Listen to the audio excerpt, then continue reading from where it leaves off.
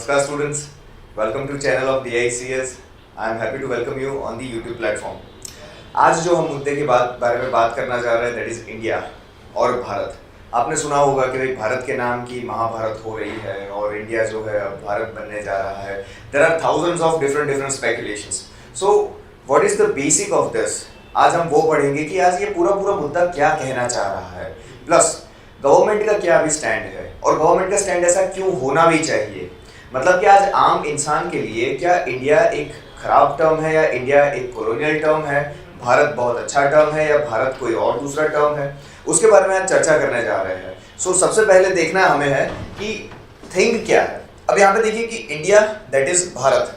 अब India that is Bharat हम क्यों ऐसे कहते हैं. सो उसके लिए थोड़ा कुछ बैकग्राउंड देखते हैं. सबसे पहला बैकग्राउंड ये आता है कि आप देखिए कि इंटरनेशनल लॉज में कोई भी एक राज्य और कोई भी एक देश जब देश कब बनता है तो उसके बारे में हमें देखने की जरूरत है. तो यहाँ पे आप गौर करके देखिए कि एक टर्म लिखा गया कि वेस्टफैलियन ट्रीटी. अब वेस्टफैलियन ट्रीटी जो है वो क्या था कि 30 इयर्स ऑफ यूरोपियन वॉर जब एंड हुए उसके बाद उन्होंने एक चीज करी that is a peace of Westphalia. क्या किया? Peace of Westphalia. अब यहाँ पे ये जो पीस हुई थी, पीस के अंदर क्या रिकॉग्नाइज किया था? सोवेरेनिटी.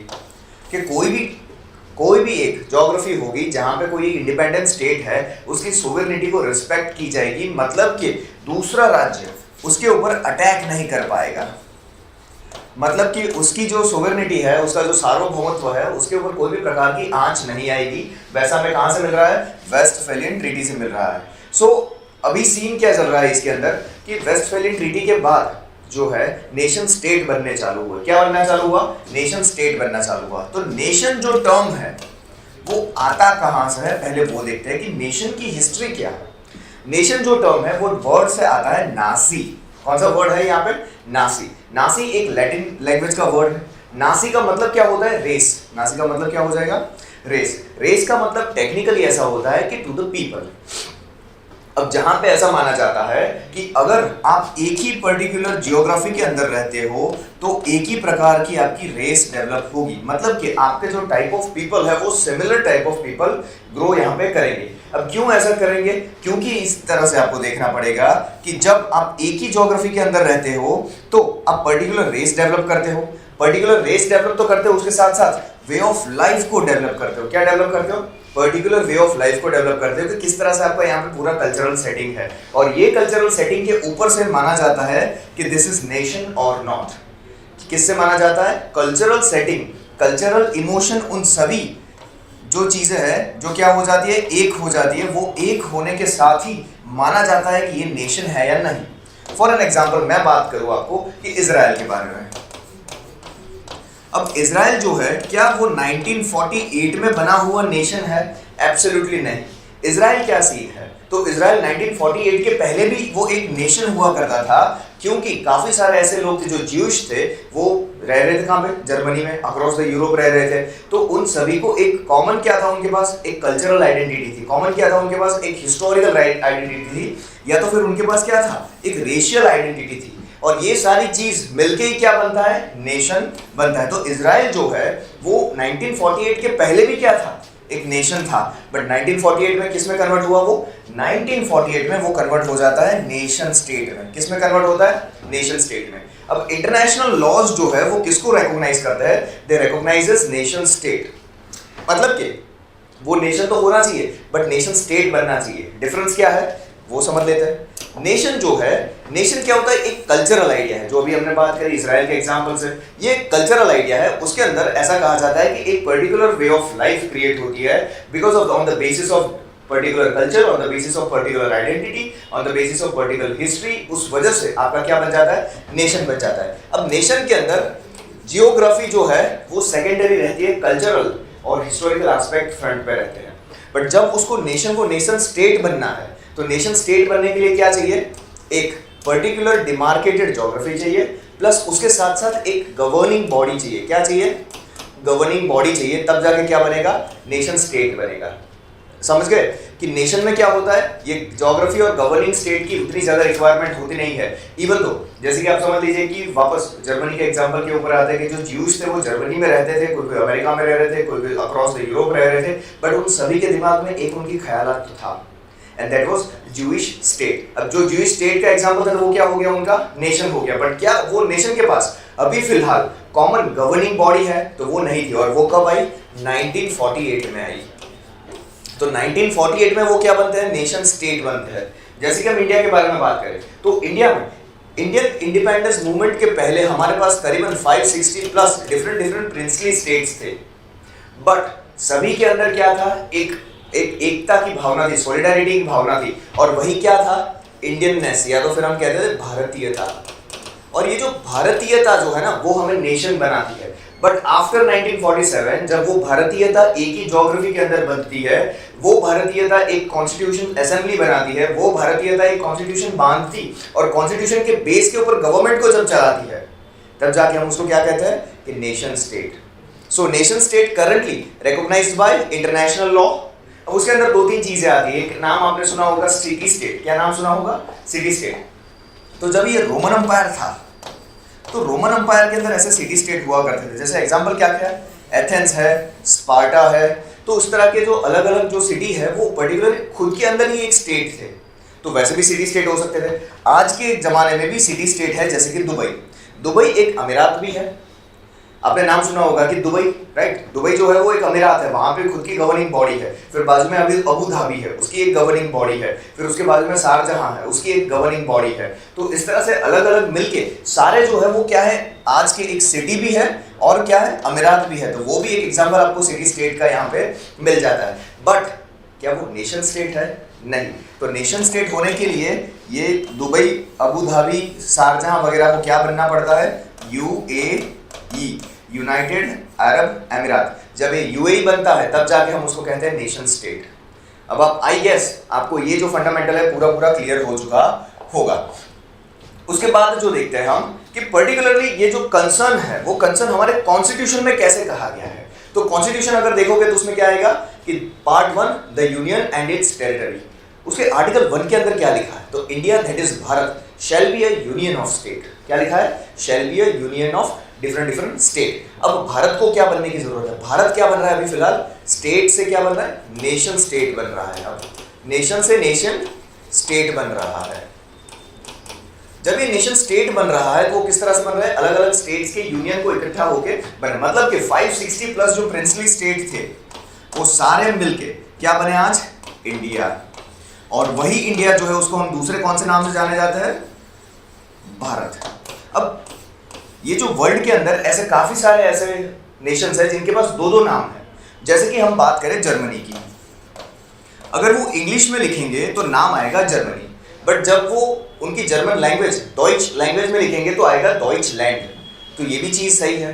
जैसे कि आप जापान के बारे में बात करो तो इंग्लिश में हम नाम लिखते हैं जापान, बट जब उनकी लैंग्वेज में जब जापानीज में बात करेंगे तो वो लिखते हैं Nippon. Same goes with China. English में लिखते हैं हम चाइना, गुजराती में लिखते हैं हम चीन, हिंदी में लिखते हैं हम चीन। But on the other hand जब हम मैंडरीन के बारे में बात करेंगे या चाइनीज ट्रेडिशनल लैंग्वेज जो मेनलैंड चाइना की लैंग्वेज है मैंडरीन, उसके अंदर बात करेंगे तो वो बोलते हैं चुंगो। और स्पेलिंग जो है वो पूरा अलग होता है, तो उसको हम लिटरल सेंस में इंग्लिश में कन्वर्ट नहीं कर सकते। और इंडिया ने भी वैसा ही किया है कि India will be Bharat as well as India. और अगर हम हर एक जगह पे आज देखेंगे ना, हमारे पासपोर्ट के अंदर भी होता है कि पहले लिखा होगा भारत गणराज्य और फिर नीचे लिखा होगा रिपब्लिक ऑफ इंडिया। तो हम इससे ये इन्फरेंस निकाल सकते हैं कि जब भी हम देवनागरी लिपि में हिंदी को लिखेंगे तब हम कौन सा वर्ड यूज करेंगे? भारत यूज करेंगे। और जब हम इंग्लिश में लिखेंगे तब हम कौन सा वर्ड यूज करेंगे? इंडिया यूज करेंगे। उसका मतलब ऐसा है कि दोनों का स्टेटस जो है वो एक ही है और दोनों का मतलब भी कैसा है? एक ही है। और दोनों दिखाते भी क्या है? एक ही नेशन स्टेट दिखाते हैं, जिसको आज हम इंडिया भी बुलाते हैं, भारत भी बुलाते हैं, हिंदुस्तान भी बुला जाता है। आज हम इसके बारे में बात करेंगे कि क्या Hindustan is a right word और नॉट। इसके बारे में अभी हमें बात करनी बाकी है, राइट? तो ये बेसिक आपको कवर हो गया कि इंडियन कॉन्स्टिट्यूशन का आर्टिकल 1 क्या कहना चाह रहा है। जब ये आर्टिकल 1 ऐसा कहना चाह रहा है तो फिर ये दिक्कत कौन सी है? क्यों? तो फिर आज हम इंडिया और भारत के बीच में लड़ रहे हैं, या तो फिर इंडिया और भारत के बीच में there are difference of opinion. जैसे कि हम G20 डिनर इन्विटेशन के बारे में बात करें तो इस साल जो डिनर का इन्विटेशन गया वो भारत के प्रेसिडेंट की तरफ से गया, मतलब इंडियन प्रेसिडेंट नहीं, बट क्या लिखा गया था? प्रेसिडेंट ऑफ भारत लिखा गया था। इवन G20 की जब वो शिखर समिट हो रही थी या तो फिर शिखर सम्मेलन हो रहा था, उसमें भी जो हमारा नेम प्लेट होता था उसके अंदर लिखा गया था भारत, इंडिया नहीं लिखा गया था। और आने वाले कल में यूनाइटेड नेशंस में भी हम हमारे नेम प्लेट के आगे भारत लिखेंगे, इंडिया नहीं लिखा जाएगा। तो ये पूरा पूरा मसला है क्या? तो आज हम देखते हैं कि how the difference of opinion behind the origin of both word. पहले हम देखते हैं कि इंडिया क्या है। तो इंडिया ऐसा कहा जाता है कि it is based on location और ज्योग्राफी, मतलब कि whichever land is beyond the Indus River, आपको पता होगा इंडस रिवर जो चाइना से ओरिजिनेट होकर पाकिस्तान में फ्लो करती है, और उसके बाद की जो भी रिवर है, if you are talking about the west वाले जो लोग देखते हैं, जो वेस्ट वाले लोग देखते हैं वो क्या बोलते हैं कि इंडस रिवर के बाद का जो पूरा पूरा लैंड है उसको हम क्या कहेंगे? लैंड रियर्स बियॉन्ड इंडस, मतलब कि वो हो जाएगा इंडिया। हिंदी में बात करें तो सिंधु रिवर, सिंधु से हुआ पर्शियन में हिंदू, और हिंदू के बाद आता है हिंदुस्तान। तो ये जो पूरी जो प्रॉब्लम है, प्रॉब्लम क्या कहा जाता है? It is based on location only और it is based on geography only. So land beyond Indus. अब ये जो इंडिया जो है वो हमें क्या दे रहा है? क्या हमें कोई कल्चरल सिग्निफिकेंस दे रहा है? नहीं, बट ये क्या दे रहा है? हमें एक टेरिटोरियल फीचर दे रहा है। क्या दे रहा है? टेरिटोरियल फीचर, मतलब कि it is absolutely based on what? Territory और ज्योग्राफी। मतलब कि इंडस रिवर जो है वो एक प्रकार की बाउंड्री बनाती है। क्या बनाती है?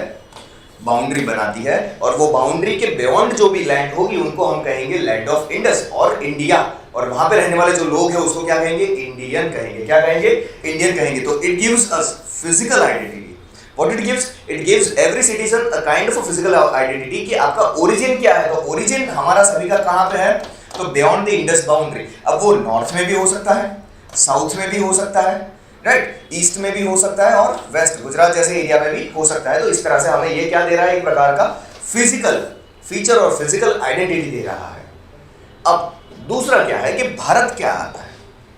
भारत में सीन क्या है कि Bharat gives us historical background. क्या दे रहा है? वो एक प्रकार का हिस्टोरिकल कॉन्टेक्स्ट दे रहा है। अब भारत के वर्ड ओरिजिन में दो थ्योरी है।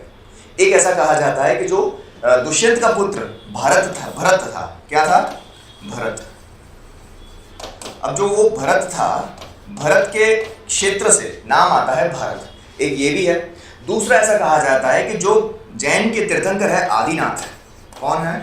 आदिनाथ। जो फर्स्ट तीर्थंकर है जैन के, फर्स्ट तीर्थंकर के दो बेटे थे। एक था बाहुबली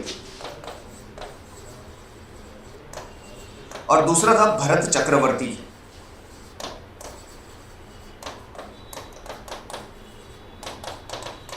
भरत चक्रवर्ती। तो एक बाहुबली और दूसरा भरत चक्रवर्ती। बाहुबली जो है वो आज आपको पता होगा कि हमारी जो गोमतेश्वर की जो प्रतिमा है, साउथ में पता है गोमतेश्वर की एक प्रतिमा है जहाँ पे हर 12 साल एक बहुत ही बड़ा अभिषेक होता है। और लास्ट टाइम श्री रामनाथ कोविंद जो हमारे एक्स प्रेसिडेंट ऑफ इंडिया है, ऑनरेबल एक्स प्रेसिडेंट, उन्होंने वहाँ पे अभिषेक किया था। तो वो बाहुबली की प्रतिमा के ऊपर अभिषेक किया जाता है, और उसका सगा भाई जिसका नाम क्या था? भरत चक्रवर्ती। और भरत चक्रवर्ती की जो भी लैंड है, या तो फिर भरत चक्रवर्ती का जो भी क्लान था उसके सारे जो डिसेंडेंट है, और वो एक क्लैन से बिलोंग करने वाले जो सारे लोग हैं, उन सभी को क्या नाम दे दिया गया? भारतीय नाम दे दिया गया। सो इस तरह से हम देख सकते हैं कि हमारा कॉन्टेक्स्ट क्या आ रहा है? एक प्रकार का हिस्टोरिकल कॉन्टेक्स्ट आ रहा है। अब हिस्टोरिकल कॉन्टेक्स्ट के साथ साथ दूसरा हमारे पास क्या है? एक कल्चरल आइडेंटिटी है कि since we are in this particular geography, तो हमने धीरे धीरे एक दूसरे के कल्चर को एक्सेप्ट करना चालू किया। एक दूसरे के कल्चर के जो जो अलग अलग एस्पेक्ट होते हैं उस वहां पे क्या हुआ? इंटरचेंजिंग हुआ। तो इंटरचेंजिंग होने के बाद आज हमारे पास क्या है? मोर और लेस कॉमन कल्चर है। क्या है? Common culture. उसके बाद हमारे पास इमोशनल फीचर है। सिंस द टाइम बिगिनिंग आप देख लीजिए कि इंडिया की इंडिपेंडेंस मूवमेंट भी जो थी उसको भी हम क्या कहते हैं? National independence movement. क्या कहते हैं? National independence movement. अब वो क्यों है? क्योंकि वो नेशन के बेस पे है, नेशन स्टेट के बेस पे नहीं है। सो ये सारे फीचर हमें क्या देता है? एक प्रकार की भारतीयता देता है। क्या देता है? भारतीय देता है। भारतीयता ही हमारी आज सॉलिडारिटी उसका बेस है, हमारी एकता, हमारी यूनिटी उसका बेस है। और पता है एक दूसरी भी चीज है जो इंडिया नाम को लेके है, विच इज कॉल्ड डेरोगेटरी। अब मुझे पता नहीं है कि इसकी कितनी सच्चाई है, लोग ऐसा बोलते हैं। For some people it is India is kind of a backward name. India कहां से आया? तो इंडिया आता है इंडिजीनियस पीपल से। कहां से आता है? Indigenous people. इंडिजीनियस पीपल कौन होते हैं? वहां के लोकल्स होते हैं, मतलब कि वहां के ट्राइबल लोग। अब वहां के जो इंडिजीनियस लोग हैं उससे नाम आता है इंडिया। और वो किसने दिया? तो अगेन हमारे कॉलोनियल मास्टर्स ने दिया। किसने दिया? कॉलोनियल मास्टर्स ने दिया, मतलब कि यूरोपियन लोगों ने दिया। हमारे जो पहले या तो ब्रिटिश एम्पायर था, या तो फिर फ्रेंच थे, या तो फिर डच थे, या पोर्चुगीज थे, उन सभी ने ये नाम दिया, ऐसा कहा जाता है। किस तरह से कि जैसे ही वो हमारे वहां आए तो उनको पता चला कि यहाँ पे कुछ यहाँ के इंडिजिनियस लोग भी रहते हैं, यहाँ के ट्राइब भी रहते हैं, जिनका पूरा वे ऑफ लाइफ अलग है। मतलब कि उनका जो वे ऑफ लाइफ है it is not on scientific basis. अगर साइंटिफिक बेसिस है बट मतलब कि मेन स्ट्रीम साइंटिफिक बेसिस पे नहीं है, बट वो कहाँ पे है?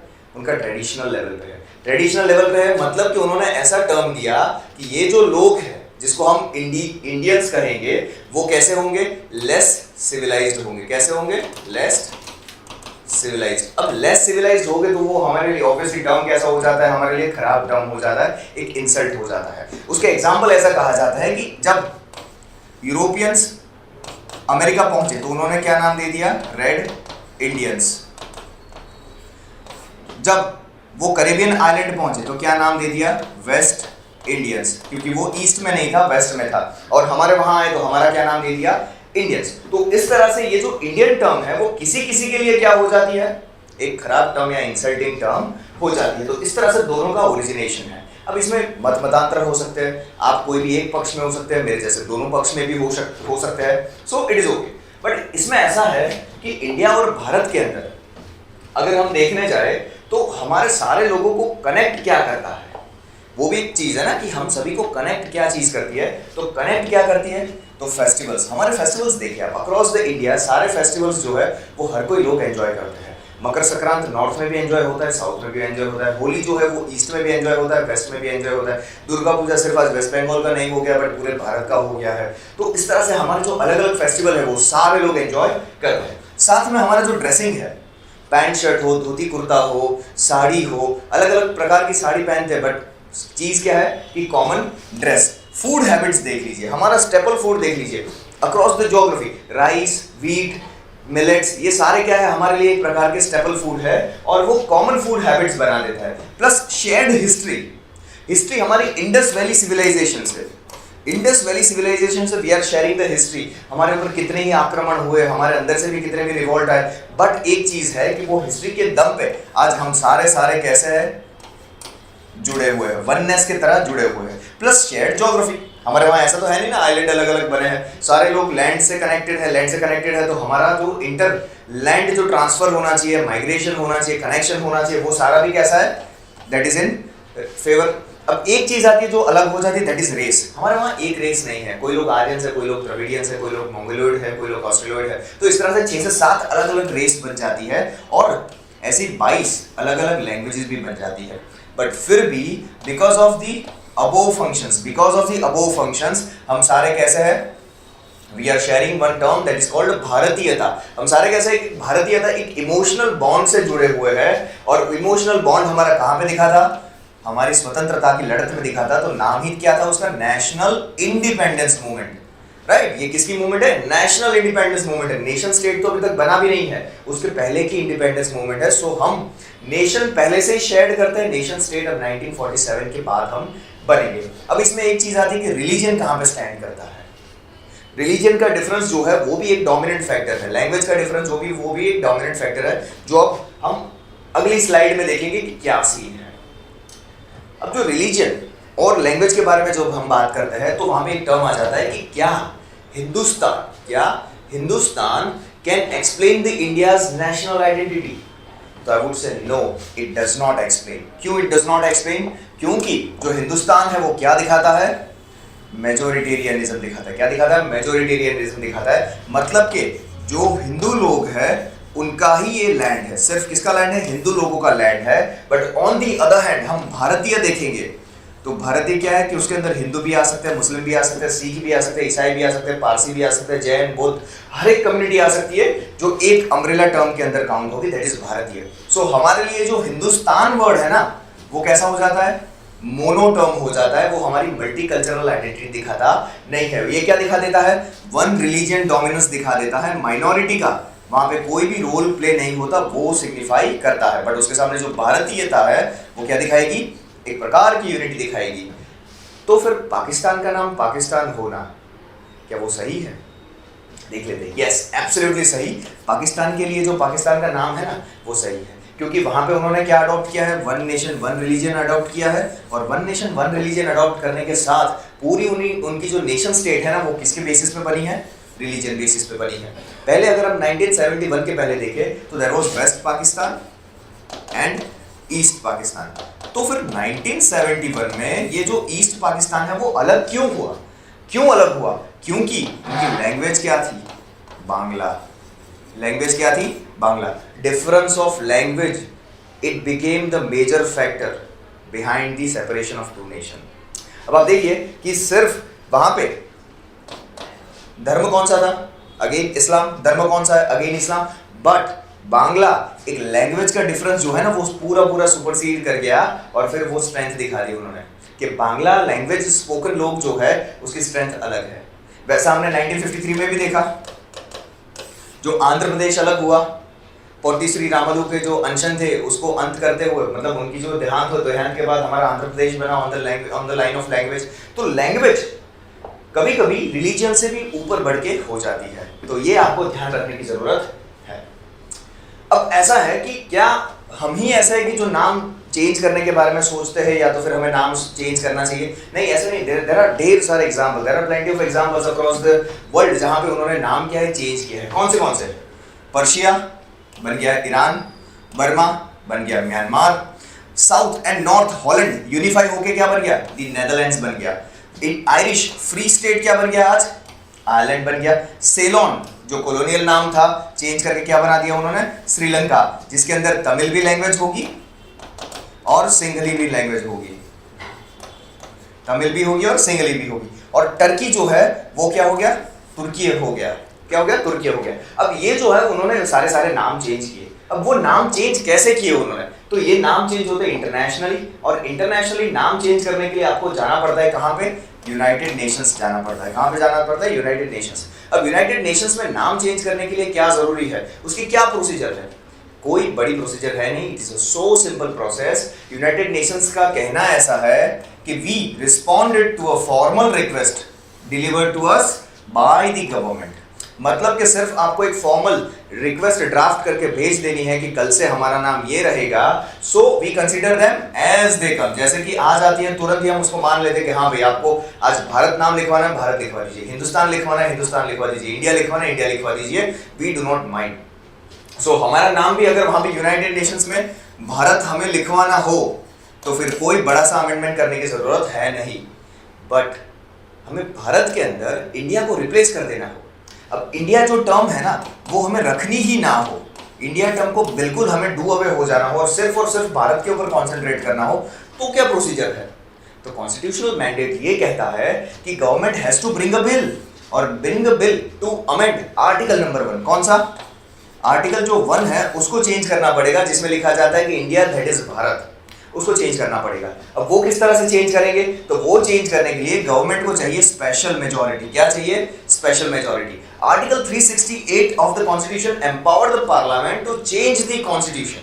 अब वो कॉन्स्टिट्यूशन चेंज करने के लिए उनके पास 2 मेजॉरिटी होती है, एक होती है सिंपल मेजॉरिटी और दूसरी होती है स्पेशल मेजॉरिटी।